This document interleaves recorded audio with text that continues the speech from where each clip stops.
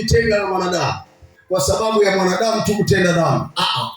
Isipokuwa Mungu alijua kuna wakati mwanadamu nitamrudia, kuirudisha roho yake, lakini kwa namna ya roho, sio kwa namna ya mwili tena.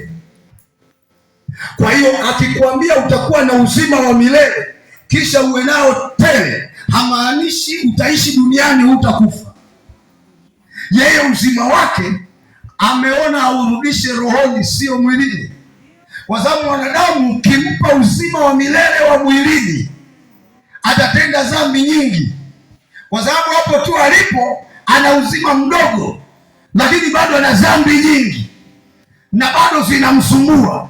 Sasa Mungu hakutaka kuurudisha uzima wa mwanadamu wa milele mwilini, alitaka kuurudisha rohoni. Kwa hiyo mtu awe na maisha ya rohoni, sio ya mwilini. Kwa hiyo ya mwilini utakufa kama mwanadamu na utazikwa, usubiri ufufuo wa uzima wa milele. Amen.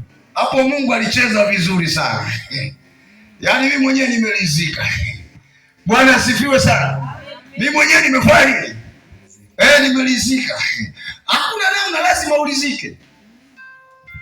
Kwa sababu wewe angalia namna ambavyo mwanadamu anavyoishi katika dunia.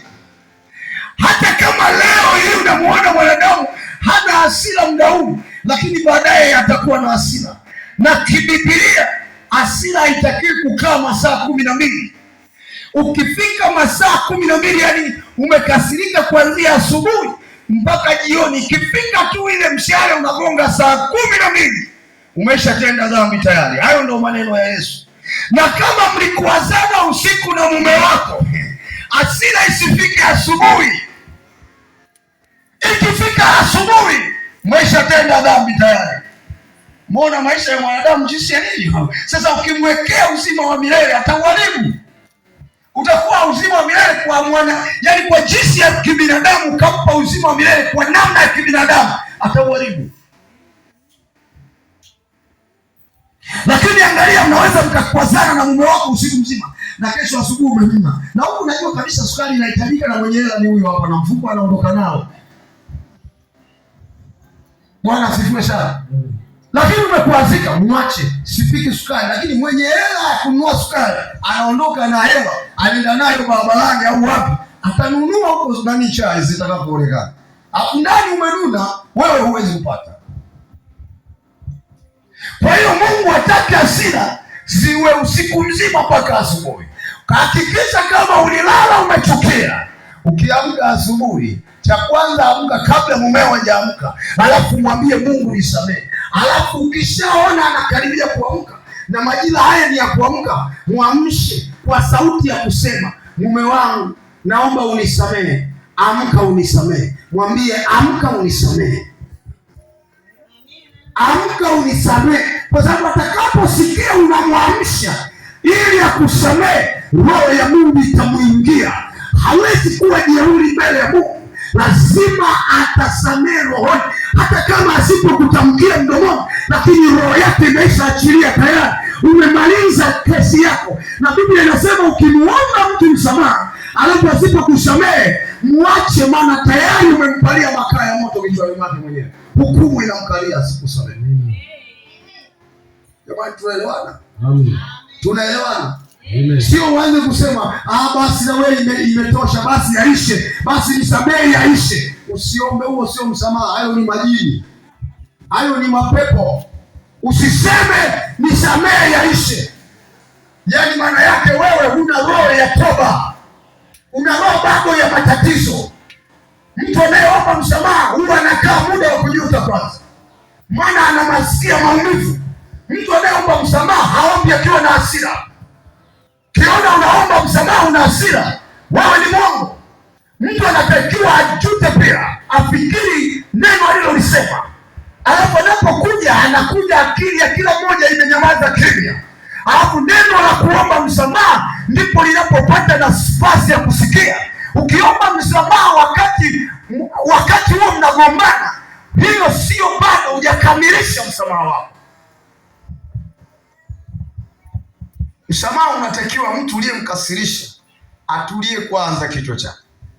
Wakati mwingine pia anaanza kuwa anatembea na maumivu ya kukufikiria kwa nini kosa lako umemkosea, kwa nini umemkosea. Hapo jikuta akili kabla anaendelea kuumia, baadaye anajikuta wanamwambia nisamehe. Kwa moyo wa unyenyekevu, sio kwa moyo wa kiburi. Msamaha unaotokana na kiburi, huyo bado ni shetani anakaa kwenye kifua chako. Lazima uombe msamaha, na hiyo ndiyo roho ya Mungu. Biblia inasema kitabu cha Marko 11:25, nanyi mkiwa katika kusali sameheni. Na mtu akikuomba msamaha, usianze kusema wewe ni hivyo hivyo. Ukiomba msamaha unarudia, wewe ni hivyo hivyo. Ukiomba msamaha unarudia, makosa yako ni ya kurudia. Wewe mwache, hata kama ni mtu wa kurudia rudia, lakini kila anapokuomba msamaha wewe mwambie nimekusamehe. Usihesabu makosa yake. Ukihesabu makosa yake, basi umehukumiwa. Kwa hiyo maisha yako wewe usiwe na tabia ya kuhesabu makosa ya mtu. Maana ndio maana akasema mtu akikukosea mara 7 kwa siku moja na akarudi mara 7 akasema nisamehe, msamehe. Petro akaona hapo, kumbe nimewekewa hesabu nzuri. Kwa hiyo Bwana kataa kujithibitisha, kumbe niwe na hesabu. Umeona, kumbe niwe anataka kujithibitisha vizuri. Mungu agonge muhuri pale pale kwenye mara 7. Akasema kwa hiyo Bwana, umesema mtu akinikosea mara 7 kwa siku moja anaweza nikamsamehe. Kwa lugha nyingine, akikosea mara ya 8 anatakiwa sisamehewe. Ndio alikuwa anataka Yesu agonge muhuri. Yesu alipogundua swali lake, maana Yesu alikuwa na uwezo wa kugundua ufahamu wa mtu mapema mno, kwa kuwa ni Mungu. Anamwambia sijasema mara 7 tu, ila 7 mara 70 kwa siku moja.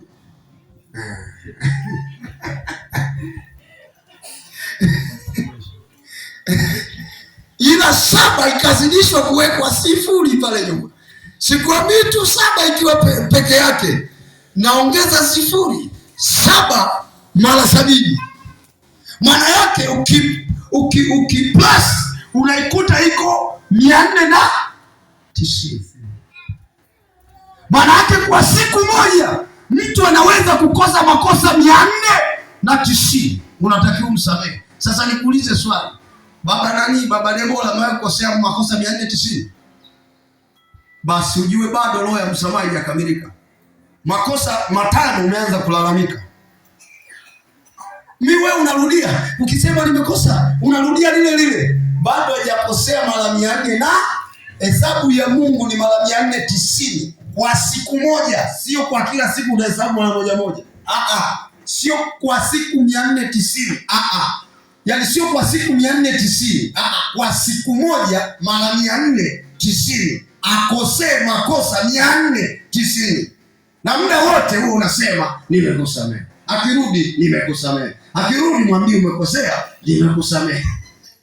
Akitubu mwambie nimekusamehe. Sasa nikuulize swali hapa, nani ambaye amewahi kumsamehe mtu ambaye, maana sijaona kabisa kama kuna mtu ambaye amewahi kukosea kwa siku moja makosa 490 alafu akamaliza kabisa? Hakuna. Sasa kwa lugha nyingine, huyo mwenyewe unayemuona mkosaji sio mkosaji bado, kwa sababu mkosaji anatakiwa akosee mara 400, makosa 490.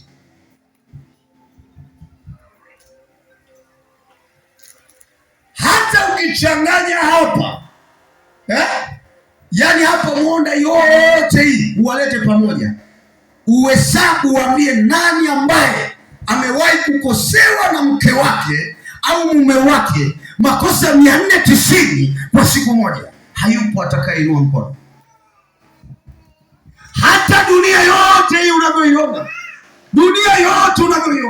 huwezi kuwasimamisha kwa mara moja ukawaambia nani amekosewa makosa 490 kwa siku moja. Amekosewa na mtu mmoja, hayupo. Kuanzia rais mpaka watu wake, hakuna ambaye amewahi kukosewa makosa 490 kwa siku moja.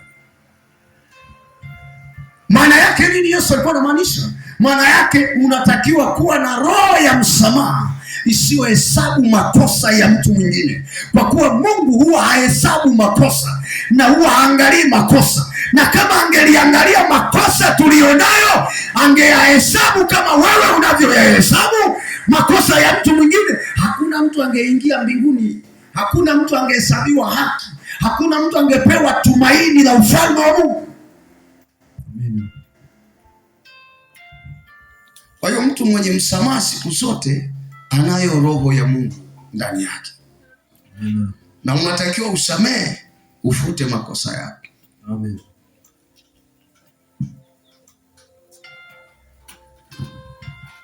Ufute makosa yake. Sasa Biblia inasema mwili siku zote huwa unatamani ukishindana na roho, kwa sababu roho huwa inatamani kutenda mapenzi ya Mungu ambayo Mungu anataka, lakini mwili huwa unakataa fanya mapenzi ya. Hata ulipokaa utaanza kuona mwili unavyofanya vita na wewe. Muda sio mrefu utaona unaanza kusinzia, mwili hautaki uone, hautaki usikilize neno la Mungu, utasema sinzia, umechoka. Lakini ibada ikishaisha dakika 2 sekunde, usingizi ulipokimbia na ulipokwenda haujulikani. Sasa nikuulize, wewe ni usingizi, unajua kujiuliza kwamba ni usingizi wa nini sasa? Unaosubiri neno la Mungu unanifanya nisinzie, unanifanya nilale. Alafu ibada ikisha haujulikani usingizi umekwenda wapi. Yaani unakuja mtu anaposikiliza neno la Bwana. Kwa nini usishindane nao? Kwa nini usijue ni shetani? Maana shetani jinsi alivyoingia wakati wa Ayubu hekaluni, aliingia kwa mtu ambaye anakubali udhaifu wa mwili ndani yake. Unapokubali udhaifu wa mwili ndani yako, ndipo shetani anatafuta mtu anayekubali udhaifu wake ndiye anautumia. Lakini mtu ambaye anajua mimi ni dhaifu, lakini siwezi kukubali udhaifu nilionao, kuutumikia udhaifu nilionao, shetani anamkimbia. Zoja hii kujiuliza, wakati Biblia inaposema mpingeni shetani naye atawakimbia, kwa nini anasema mpingeni? Mbona anajua shetani ana nguvu kuliko mwanadamu, lakini kwa nini anasema mpingeni? Anajua mwanadamu ana thamani kubwa mbele ya Mungu na uwezo katika Mungu kuliko shetani, na uwezo wa kumpinga shetani inawezekana. Ndio maana akasema mpingeni shetani naye atawakimbia. Wewe uwezo wa kumpinga shetani unao, lakini wewe mwenyewe hutaki kufahamu kwamba una uwezo wa kumpinga shetani.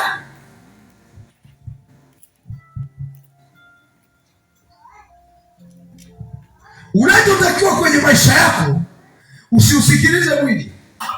Unaniambia au uniambie baba, tatizo la moyo huwa unauma. Sasa kusaidia kadiri ya maisha yako ulionayo, tangu moyo umewahi kukosewa alafu ukauma, ulipata faida gani ya maumivu ulioyaweka kwenye moyo? Au uchungu ulioweka kwenye moyo, ulipata faida gani kwenye maisha yako kwa kuuacha uchungu uendelee kuwa ndani ya moyo wako? Na ulipata faida gani kwa kuendelea kuhesabu mabaya uliokosewa na mtu aliyekukosea kwa muda wote, kuhifadhi uchungu juu yake na hasira juu yake? Umepata faida gani? Jiulize kwamba umepata faida gani. Maana mwanadamu yeyote mwenye elimu na ufahamu anapofanya hesabu yake, hesabu ni lazima imletee sawasawa. Ile sawasawa, lile jibu analoliweka ndiyo faida yake ya jawabu au hesabu anayoifanya. Sasa wewe uchungu wako na hasira umekupa sawasawa na nini? Lakini wengi uchungu na matatizo kwenye moyo wameweka sawasawa, wakapata majibu ya uovu.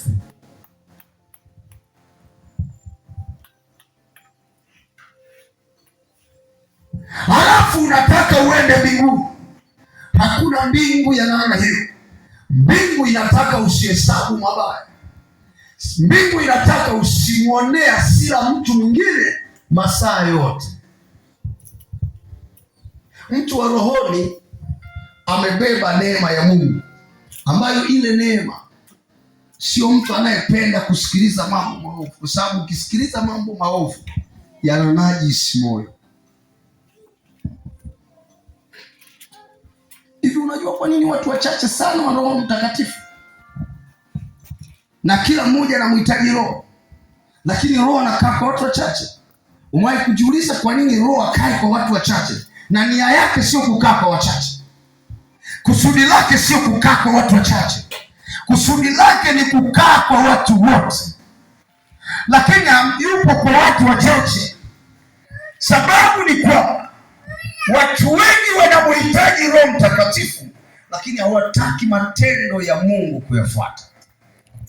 Kwa sababu matendo ya Mungu unapoyafuata ndipo yanayoleta ushawishi wa kumfanya Roho Mtakatifu awe kusogelea, afanye safari ya kukusogelea. Wale mitume ambao Yesu aliwaacha, aliwaambia msitoke Yerusalemu. Maana yake hawakupaswa kutoka eneo lile wala kwenda kufanya chochote pasipo maagizo ya Mungu.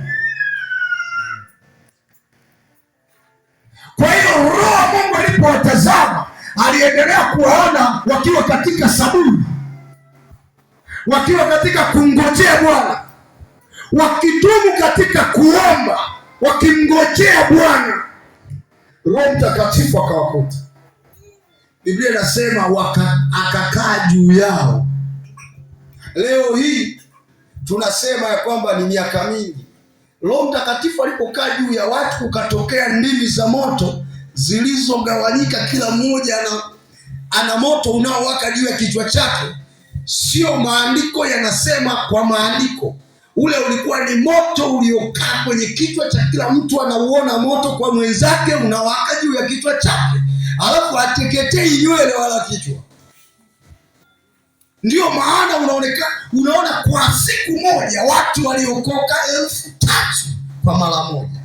Mambo walioshuhudia, waliona watu wanaoomba wamevikwa hali isiyo ya kawaida, wamevishwa nguvu isiyo ya kawaida, alafu wanaonekana katika muonekano ambao sio rahisi mwanadamu kuwa nao. Wakaona wana sura ya ajabu, wana moto unaowaka. Ni watu wa aina gani? Wakamwamini Mungu aliyembeba. Ndivyo inavyotakiwa kwa kanisa. Inawezekana kabisa wakaona mama huyu wanayemuona leo, lakini walipomuona jana, leo wanavyomuona amekuwa tofauti. Roho wa Mungu anakaa juu yake kwa namna ambayo sio ya kawaida. Huyu baba jana na juzi, mwaka jana tulimuona hivi, lakini leo na siku hii anaonekana na muonekano tofauti. Mnadhani nguvu ya Mungu inapatikana kwa tabu sana? Haina tabu. Tabu yake iko wewe kujikana. Ukijikana tu umefanikiwa. Ukijikana tu kwamba mimi nazila mambo ya ulimwengu, nazila na kubali kutembea na Yesu, ni kubali kufa katika mkono wake. Roho yake utapewa kama zawadi. Mungu anakupatia zawadi. Yaani macho yako ukimtazama mtu anainama mbele yako hivi hivi, unamwangalia, anaofu. Hata mtu mzima ukiwa umebeba nguvu ya Mungu, yaani ukimwangalia anaona macho yako ni kama yana miali inayomsumbua kwenye macho yake. Lazima akuepeshe macho yake kwako, maana nguvu ile ina miali inayotembea. Hivi hujawahi kumuonaga mtu ambaye sijui mtu gani, naweza nikakuuliza ukashindwa kunijibu. Hivi unajua mtu ambaye amebeba roho ya Mungu ana nguvu iko katika macho yake, ana nguvu katika kinywa, ana nguvu katika ngozi ya mwili. Yaani chochote ambacho kikibeba unavyokiona, kama naweza nikawa na leso hii, sawa? leso hii nikawa nayo, hata hapa unaponiona hii leso hii niko nayo, sawa, ni ya kwangu.